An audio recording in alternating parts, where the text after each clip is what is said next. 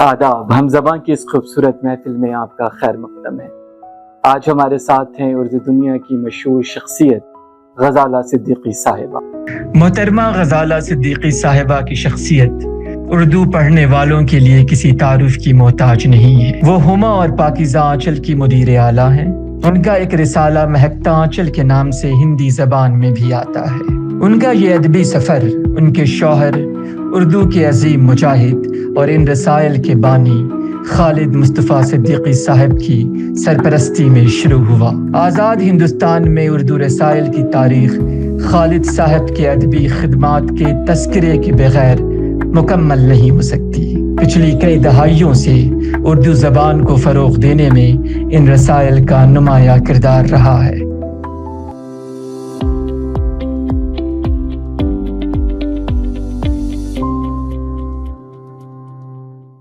گفتگو کا آغاز کرتے ہیں پاکیزہ آنچل سے آپ کے سفر کے بارے میں۔ اردو رسائل کا ہماری ادبی اور تہذیبی زندگی میں ایک نمایاں کردار رہا ہے۔ آپ اپنے پاکیزہ آنچل کے سفر کو کس طرح سے دیکھتی ہیں؟ ایسا ہے، اردو رسائل جس وقت ہندوستان میں نکل رہے تھے، کچھ ادبی تھے، کچھ انٹرٹینمنٹ کے لیے تھے، کچھ فلمی تھے، کچھ ایجوکیشن کے اس کے حساب سے تھے، لیکن جب ہم نے پاکیزہ آنچل نکالا ہے تو ہم نے کوزے میں دریا بند کیا ہے۔ ہم نے اس میں ہر چیز دی ہے، ہر شعبے کو ہم نے اس کے اندر شامل کیا ہے، چاہے بچوں کی ایجوکیشن ہو، چاہے لباس ہو، چاہے کھانے پینے کے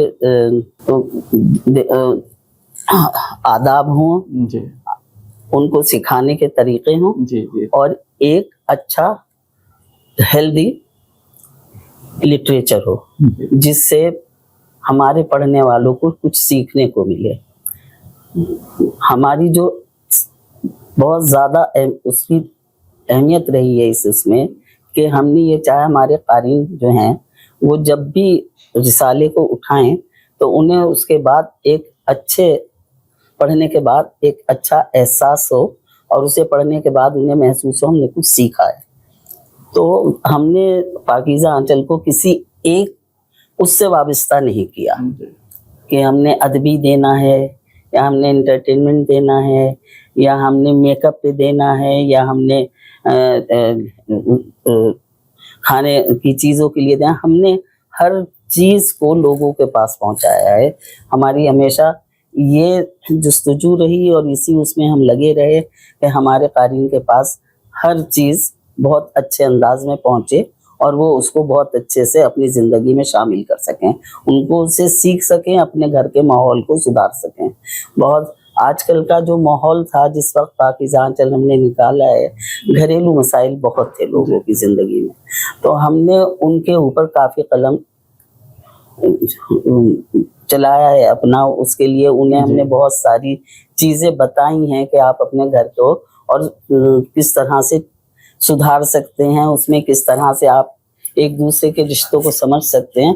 اور صحیح بات میں آپ کو بتاؤں کہ میرے پاس بہت خطوط آتے تھے کہ آپ کا یہ چیز پڑھنے کے بعد ہمارے گھر کا ماحول بہت زیادہ ٹھیک ہوا ہے، اور ہم آپ کو بہت، اور جب ان کی محبت بھری دعائیں ہم تک پہنچتی تھیں تو اس کے لیے ہمارے پاس کوئی جواب نہیں ہوتا تھا، ہم صرف اللہ کا شکر ادا کرتے تھے کہ اللہ نے ایک وہ کام کرایا ہے جس سے ہمارے یہاں معاشرے میں کچھ تبدیلی ایسی آئے جس کو کہتے ہیں کہ آدمی ہیلدی اس کے اندر اپنی زندگی گزار رہا ہے۔ جی بہت بہت شکریہ۔ آپ کے خیال میں اردو زبان کی ایسی کون سی خصوصیت ہے جو اسے باقی زبانوں سے منفرد اور مختلف بناتی ہے؟ دیکھیے، اردو زبان تو اپنے میں ایک مخصوص زبان ہے، اور اس کو سے جب آپ وابستگی ظاہر کرتے ہیں تو احساس ہوتا ہے کہ اس کے اندر آدمی کو کتنی شیرینی اور کتنی عزت اور کتنا مقام مل رہا ہے، جو زبان کے بات چیت کا طریقہ رہا ہے، اور آج وہ اردو زبان ہی کہتے ہوئے ایک طرح سے بہت عجیب سا احساس ہوتا ہے۔ زبان ہندوستانی جو عام طریقے سے ہندوستان میں بولی جاتی تھی، لیکن یہ ہے کچھ لوگ اردو کو کافی بھاری بھرکم بنا کے بولتے تھے جو لوگوں کے لیے مشکل ہو جاتا تھا. ایک زبان ہوتی ہے عام فہم, جو آپ کی اور میری سمجھ میں آئے, جو سب کی سمجھ میں آئے, جس سے بچوں کو, بڑوں کو, ہر انسان کو سیکھنے کو مل سکے. لیکن اگر ہماری سمجھ میں کوئی جملہ آئے گا ہی نہیں, کوئی لفظ ہماری سمجھ میں آئے گا ہی نہیں, تو ہم اسے سیکھیں گے کیا؟ تو اردو زبان میں بہت سے فارسی کے الفاظ آ جاتے تھے جن سے لوگ تھوڑے سے, جیسے پہلے شعرا حضرات جو تھے کافی اس کے اندر لکھتے تھے, تو ان کے شعروں میں بہت زیادہ اس میں غالب بھی تھے. جی کافی آتے تھے الفاظ جو لوگوں کی نہیں سمجھ میں آتے تھے. پھر اس وقت بھی لوگوں کو وہ دیکھنی پڑتی تھی لغت کہ اس جملے کا مطلب کیا ہے, سمجھنے کے لیے, اس کے لیے. تو یہ اردو زبان تو اپنے میں جو زبان ہے وہ ایک شائستگی کے ساتھ بولی جانے والی زبان ہے, اور وہ جتنا ہم لوگوں کو آپس میں پیار محبت سکھاتی ہے اور ایک تمیز تہذیب سکھاتی ہے, تو جتنی بھی بولی جائے اس کے لیے بہتر ہے کہ آدمی ایک اچھا معاشرہ جو ہے وہ تشکیل کرے. زمانہ بدل چکا ہے, ہم ایک نئے ڈیجیٹل زمانے میں رہ رہے ہیں, اور اس نئے زمانے میں آپ اردو میگزینز یا رسائل کا کیا کردار دیکھتی ہیں؟ دیکھیے آج کل کا جو ڈیجیٹل آپ نے کہا دور ہے, ڈیجیٹل دور میں تو میں اردو کو کیا کہوں, میرا جہاں تک خیال ہے کہ ہر لینگویج یہاں پہ زمیں بوس ہو چکی ہے, جس میں اردو نے شاید سب سے زیادہ سفر کیا ہے. آج اردو کو ہمیں قائم رکھنے کے لیے جو جد و جہد کرنی پڑ رہی ہے, وہ شاید بہت کم لوگ اس چیز کو محسوس کر پاتے ہیں, کیونکہ وہ وہاں تک پہنچ ہی نہیں پاتے کہ اردو بھی کوئی زبان ہے. آج کل کا جو دور ہے, آج کل کا جو بچے بڑے ہو رہے ہیں, یا ان کے ساتھ کوئی رابطہ ہی نہیں ہے اردو کے ساتھ. میں آپ کو بتاؤں ان کا رابطہ نہیں ہے آج کل کے بچوں کا.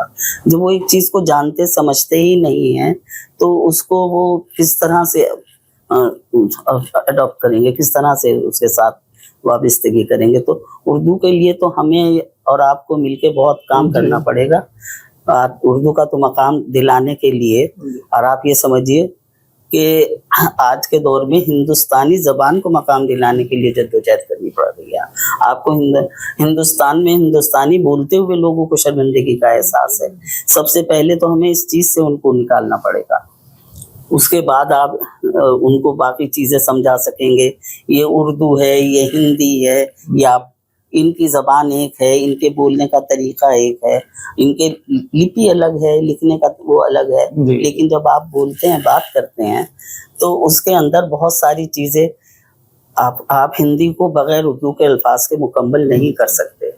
آپ کو ایک جملے میں 4 لفظ جو ہیں اردو کے بولنے پڑتے ہیں. آپ چاہے لاکھ کوشش کر لیجئے, لیکن آپ پیور ہندی میں بات نہیں کر پاتے ہیں. تو یہ چیزیں جو ہیں بہت زیادہ سوچنے اور سمجھنے کے حامل ہیں. ان کے اوپر کام تو کرنا پڑے گا. اردو کے لیے ہمیں جدوجہد کرنی پڑے گی, اور اس کے لیے ہم جہاں تک کر سکتے ہیں وہ ہم اپنے حساب سے کر ہی رہے ہیں. اور لوگوں کو ہم وہ بھی دیتے ہیں کہ بھائی اردو کو پڑھیے, خرید کے پڑھیے. اور تو خرید کے پڑھنے سے دیکھیے کوئی بھی ادارہ جو ہے اس کو قائم رکھنے کے لیے پیسے کی ضرورت تو ہوتی ہے. بالکل. آپ اپنے پاس سے جہاں تک خرچ کر سکتے ہیں, ایک لیمٹ ہوتی ہے, وہیں تک کر سکتے ہیں. اس کے آگے آپ کو چاہیے کہ مت لوگوں کو بڑھ کے اس میں حصہ لینا پڑے گا. اور جب تک ہم حصہ نہیں لیں گے, ہم اردو کو زندہ نہیں کر سکتے. پاکیزہ آنچل کے قارئین میں خواتین کی تعداد زیادہ رہی ہے. گزشتہ کچھ دہائیوں میں سماج میں خواتین کا رول بدل گیا ہے اور بدل رہا ہے. اور اس زمانے میں جبکہ خواتین کا رول بدل گیا ہے اور بہت تیزی سے بدل رہا ہے, اس کا اثر آپ افسانوں اور کہانیوں پر کس طریقے سے دیکھتی ہیں؟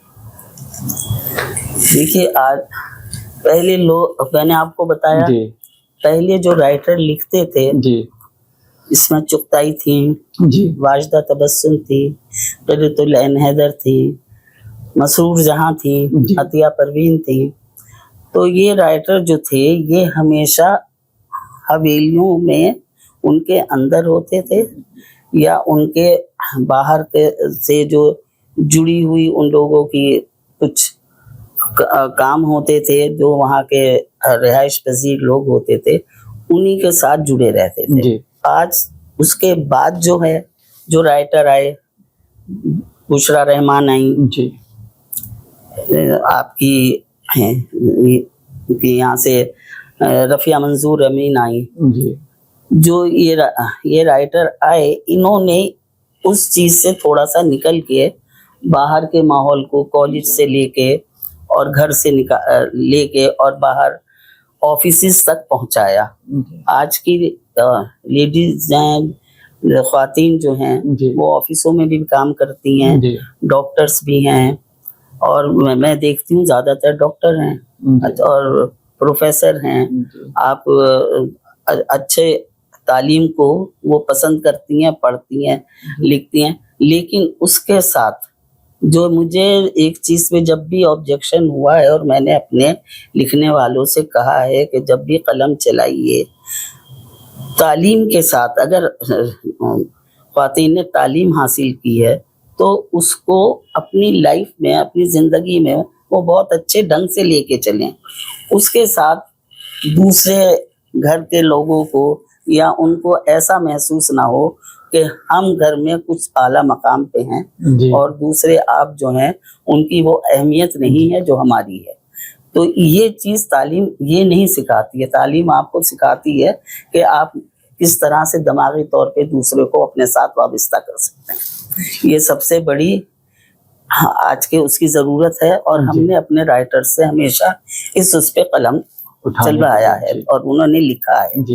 اور تو اس چیز پہ ہمیں لوگوں نے بہت زیادہ مبارکباد بھی دی ہے، ہمارا حوصلہ بھی بڑھایا ہے کہ ہمارا جو قاری ہے اسے ہمارے مضامین پڑھنے کے بعد یہ احساس نہیں ہوا کہ لیڈیز جو ہیں سرکشی پہ آمادہ ہیں. جی تو وہ جو چیزیں ہیں جو ہم معاشرے میں نہیں ہونی چاہیے تعلیم کے ساتھ.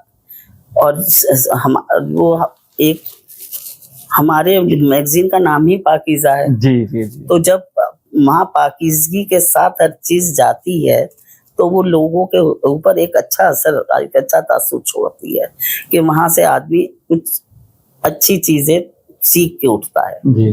تو جب وہاں سے میرے پاس بہت خطوط آتے ہیں، بہت ٹیلی فون آتے ہیں، لوگوں کے مبارکباد کے آتے ہیں جو وہ اس چیز سے خوش ہوتے ہیں اور بتاتے ہیں کہ آپ کا یہ چیز پڑھی، اس کے اندر ہمیں بہت زیادہ اس پڑھنے کے بعد احساس ہوا کہ ہم اپنے آپ کو اس طرح سے بھی چینج کر سکتے ہیں. تو وہ ایک چیز ہمارے لیے بہت زیادہ سکون والی، اور اس کو کہتے ہیں کہ ہمیں اپنے اندر اعتماد پیدا کرنے والی ملتی ہے کہ ہاں ہم کچھ آگے بڑھ کے کر سکتے ہیں. تو رائٹرز تو دیکھیے قلم چلاتے ہیں، آپ کو ان کو تھوڑا سا ڈکٹیٹ تو کرنا پڑتا ہے. نہیں یار، ایڈیٹر کا تو یہ حق ہوتا ہے. حالانکہ دیکھیے رائٹر جو ہیں وہ کبھی نہیں چاہتے کہ ان کے لکھے ہوئے پہ قلم چلایا جائے. تو بعض دفعہ ہو جاتا ہے، ہمارا رائٹرز کے ساتھ اس بات پہ وہ ہوا ہے کہ ہم نے جب ان کی لکھی ہوئی لائن کو کٹ کیا ہے تو بولے یہ جو ہے یہ آج کل کے اس کے دور کا جو ہے مانگ ہے، یہ ہمیں لکھنا پڑے گا. ان کا بے شک آپ کے دور کے آج کے دور کی مانگ ہے، لیکن ہم اسی چیز سے لوگوں کو ہٹانا چاہ رہے ہیں، ہم اس مانگ کو پورا نہیں کرنا چاہ رہے ہیں. تو یہ چیزیں بہت دفعے ہو جاتی ہیں جب ہم ٹیلی فون سے ان سے لکھوانے کے لیے بات کرتے ہیں، انہیں بتاتے ہیں کہ آپ کو اس کے اوپر اس طرح سے قلم اٹھانا ہے، اس طرح سے چیز ہمارے میگزین میں جائے گی، اس طرح سے. اور یہ دیکھیے میرے پاس آپ یہ سمجھیے میرے 3 میگزین نکل رہے ہیں. ہما کا مزاج بالکل الگ ہے، بالکل وہ ڈائجسٹ ہے، اس میں ہر طرح کا میٹر آتا ہے. جرائم پہ بھی ہے، کرائم پہ بھی ہے، اور انٹرٹینمنٹ پہ بھی ہے، سبھی طرح کا میٹر اس کے اندر آتا ہے. پاکیزہ آنچل اور مہکتا آنچل کے اندر چیزیں بالکل الگ آتی ہیں. وہ فیملی کے لیے آتی ہیں جس میں فیملی کو کچھ اچھا سیکھنے کو ملے اور وہ اس کو سیکھ کے اس پہ کچھ عمل کر سکیں. جی آپ نے بتایا کہ آپ کے پاس بہت سارے خطوط آتے ہیں، اور مجھے بھی یاد ہے کہ لوگ لکھا کرتے تھے غزالہ باجی، غزالہ اور سارے مسائل को लिखा करते थे और बातचीत हुआ करती थी आपसे। जी जी। कोई यादगार वाकया जो आपके जहन में आ रहा हो, किसी कारी ने कुछ लिखा हो जी या किसी मुसन्निफ ने कुछ कहा हो आपसे, जी जी, जो हमारे नाजरीन के साथ आप शेयर करना चाहते हैं? जी जी। एक दफे एक मोहतरमा थी, उनका टेलीफोन मेरे पास आया। बहुत डिस्टर्ब थी, बहुत ज़्यादा परेशान थी, अपनी फैमिली से परेशान थी। तो कि मैं ससुराल में खुश नहीं हूँ, मेरे साथ बहुत से चीज़ें, बहुत सी बातें इस तरह की होती हैं कि मैं चाहती हूँ कि मैं यहाँ से अलग हो जाऊँ, और मैं आपको अपनी सारी परेशानियाँ और प्रॉब्लम्स लिख के भेज रही हूँ। तो आप मुझे इसके ऊपर क्या सजेस्ट करेंगी? मैं किस तरह से इस चीज़ को लूँ, जो अपना मैं घर से निकल जाऊँ या अपने घर को बचाऊँ, किस तरह से मैं इस। तो वो वाकई जब उन्होंने मुझे अपनी चीज़ें लिखी, भेजी, बताई, तो सुनने के बाद, पढ़ने के बाद बहुत एहसास हुआ कि घरों में इस तरह के भी माहौल होते हैं। कम से कम हम लोगों के यहाँ ये चीज़ें शायद कम हैं, या हमारे इल्म में नहीं है, या हम जिस जगह रहते हैं वहाँ पे ये चीज़ें हमें देखने में नहीं आती हैं। तो मैंने उनसे कहा, आप मुझे अगर अपने घर में जो बड़े हैं उनका टेलीफोन नंबर दे सकती हैं तो मुझे दीजिए, मैं उनसे बात करना चाहती हूँ। तो उन्होंने मुझे उनका टेलीफोन नंबर दिया। मैंने उनसे बात की, पहले उनकी सास साहिबा से बात की, फिर मैंने उनके ससुर साहब से बात की, और सबसे बाद में मैंने उनके शौहर से बात की। मैंने कहा, देखिए सास ससुर ठीक है, वो तो बहू हैं, उनके साथ कुछ भी तरह से बात करेंगे, लेकिन अगर आपकी सपोर्ट उन्हें नहीं होगी, जो जरूरी है, हर औरत के लिए उसका शौहर जो है, अगर वो ढाल नहीं है तो उसका घर में रहना एक मुश्किल अमल हो जाता है। तो मैंने कहा, इस जगह पे आपको अपना पूरा 100% उनके लिए देना पड़ेगा, ताकि वो घर को चला सकें। और अगर आप इस चीज के लिए राजी नहीं हैं, आप सोचते हैं आपकी और उनकी नहीं बन सकती है, तो आप जो फैसला करना चाहते हैं वो मुझे बताइए, आज बताइए, कल बताइए, टेलीफोन करके हफ्ते भर बाद बताइए, ताकि मैं उनकी प्रॉब्लम उनके साथ शेयर करूं और मैं उन्हें सही मशवरा दे सकूं। तो अल्लाह का शुक्र है, मैं आज भी इस चीज पे बहुत अल्लाह का शुक्र अदा करती हूँ। अल्लाह पाक ने उन्हें उनके घर में रखा, उनके बहुत ज्यादा फिर मेरे पास उनके शौहर के भी, उनके भी खतूत भी आते रहे, उनके टेलीफोन भी आते रहे, कि कुछ गलत फहमियां होती हैं ना, क्योंकि हम दूसरे की बात तो सुनना चाहते ही नहीं है। हाँ, हमने सोच लिया ये आदमी ऐसे गलत है, जब हमारे दिमाग में ये चीज आ गई ना, तो हम उसको सही करने के लिए किसी सूरत तैयार नहीं होते। वहाँ पे हमें पहले अपने आप को सही करना पड़ेगा। नहीं, बिल्कुल सही और गलत का फैसला हमें अपने आप से करना पड़ेगा, उसके बाद ही हम कोई डिसीजन ले सकते हैं। तो ये बहुत अल्लाह का शुक्र है। बहुत सारी चीजें ऐसी हमेशा मेरे साथ रही हैं, बहुत सारे खतूत ऐसे आए हैं, फिर लोगों को ने कहा कि आपकी वजह से हमारे घर का माहौल सुधरा है। पढ़ने के बाद लोगों ने हमने एक कॉलम शुरू करा था सास बहू का, अच्छा देवरानी जेठानी का, अच्छा, जो घर के बिल्कुल माहौल के साथ था, और जो मसाइल आपस में नंद भाभी का, वो एक हमारे साथ आर्टिकल आता था, तो उसको हम बड़े जामे अंदाज में देते थे कि वो लोगों के दिल को जाके टच होके हम कहाँ गलत हैं। खाली ये एक वो हेडलाइन नहीं थी कि हाँ भाई हमने उसके ऊपर लिख दिया कि ये हमने इसमें आर्टिकल दिया। हम ये चाहते थे कि जब चीज पहुंचे वहां तक तो वो इस चीज को समझें कि हम कहाँ पे गलत कर रहे हैं, हमें अपने आप को कहाँ सुधारना है। हर जगह एक आदमी हर जगह सही नहीं हो सकता और एक आदमी हर जगह गलत नहीं हो सकता। कहते हैं ना कि आप जस्टिस भी तब तक नहीं कर सकते जब तक दोनों लोगों का आप बात सुन ना लें। आप एक की बात सुन के, मैंने आपको बताया कि मैंने जब तक उन लोगों से बात नहीं करी, जिन साहिबा का मेरे पास के भाई ठीक है, उन्होंने मुझे बताया कि उन्हें ये परेशानियां हैं, उन्हें क्यों परेशानियां हैं, उनको क्या परेशानी है उनकी वजह से, वो जब तक मेरे इल्म में नहीं आएगी तो मैं आपको सही मशवरा कैसे दूंगी। बिल्कुल। तो वो چیزیں جو ہیں یہ بہت بہت زیادہ میرے ساتھ رہی ہیں، اللہ کا شکر ہے.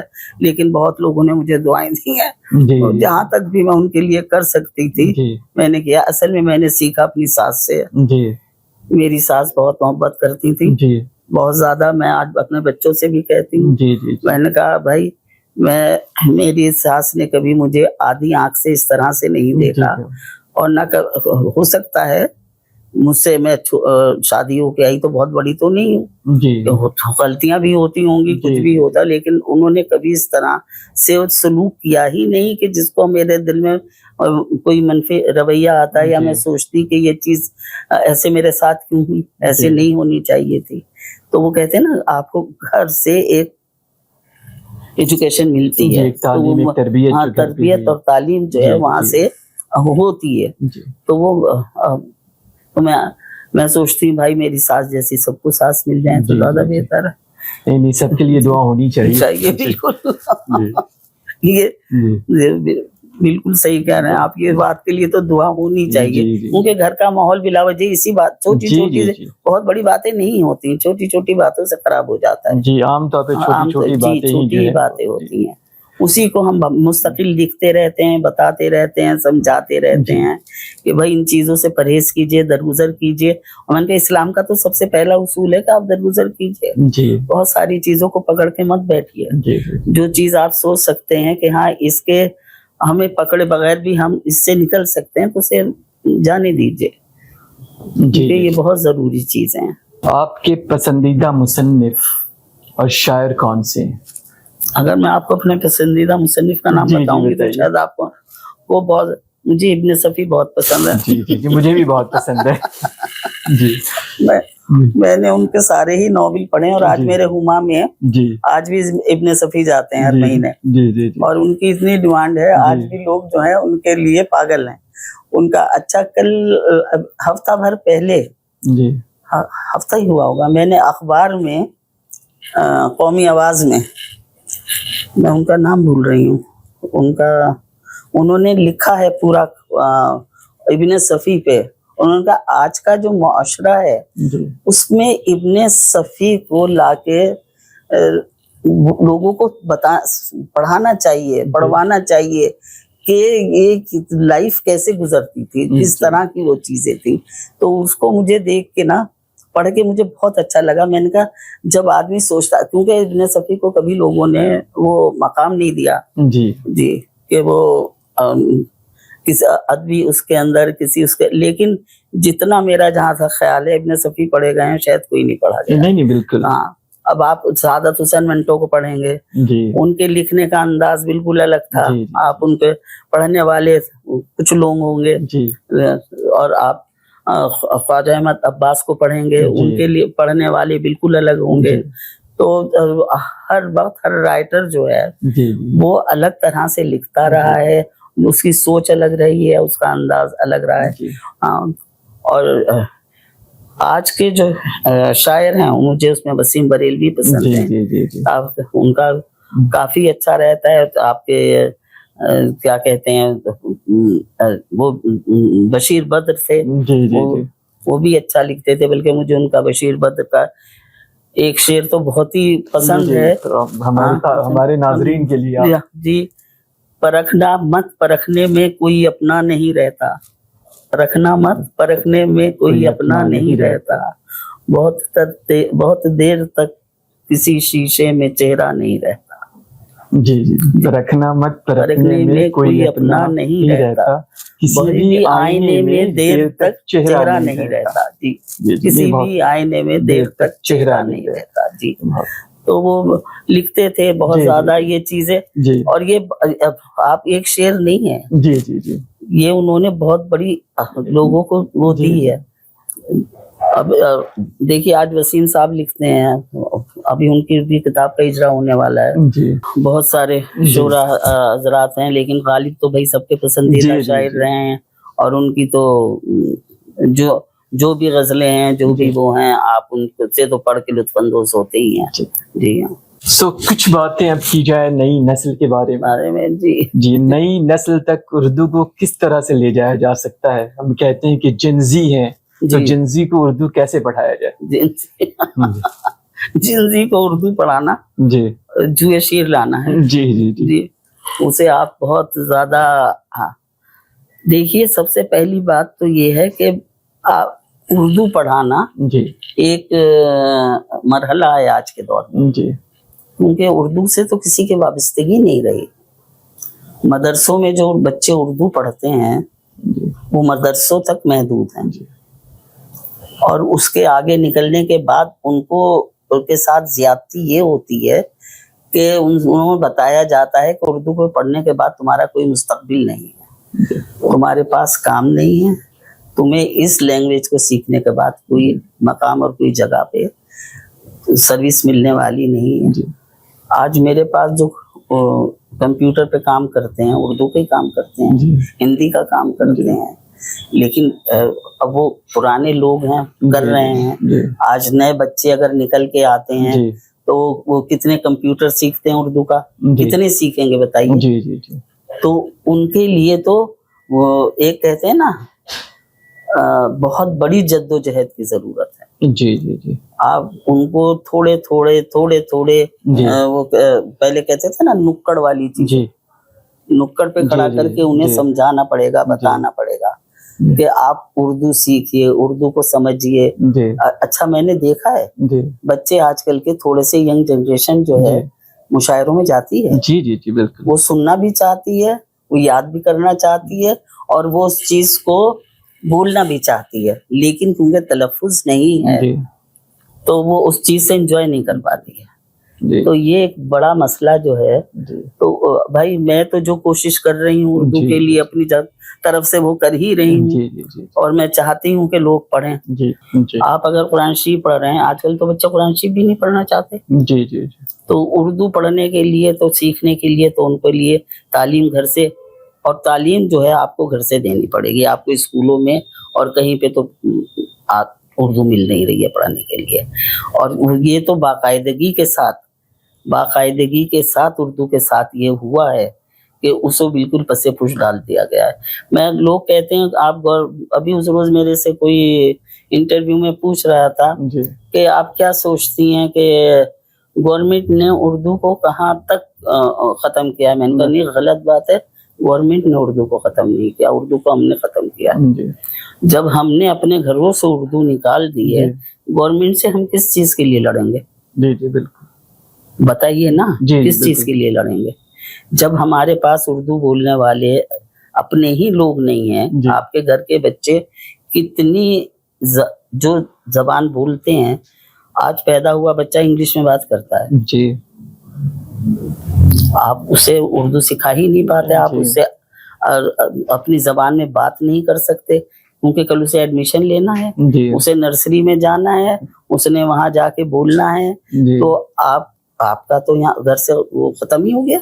जी जी तो आपको उर्दू तो घर में आपके शुरू करनी पड़ेगी। मेरा तो सिर्फ मुस्तकिल एक ही वो है, और मैं हमेशा अपने मैगजीन में भी लिखती हूँ, प्लीज उर्दू घर में पढ़ानी शुरू कीजिए। जब आपके बच्चे इस काबिल हों, वो पढ़ने लिखने के काबिल हों, तो आप एक टीचर रखिए ताकि वो साथ साथ उर्दू भी सीखें। हम गवर्नमेंट से किस बात की शिकायत करते हैं बताइए ना, किस चीज की शिकायत करते हैं? उर्दू को जिंदा रखने के लिए घर में उर्दू पढ़ाई जानी चाहिए, बिल्कुल, घर में उर्दू में बातचीत आप होनी जी चाहिए। हाँ, बातचीत होनी चाहिए, जी हमें अहमियत देनी चाहिए ना। जी, जी। अपनी जबान को अगर हमने अहमियत नहीं दी, जी। मैं खाली उर्दू ही की बात नहीं करती, मैं पूरे हिंदुस्तानी जबान की जी। बात करती हूँ।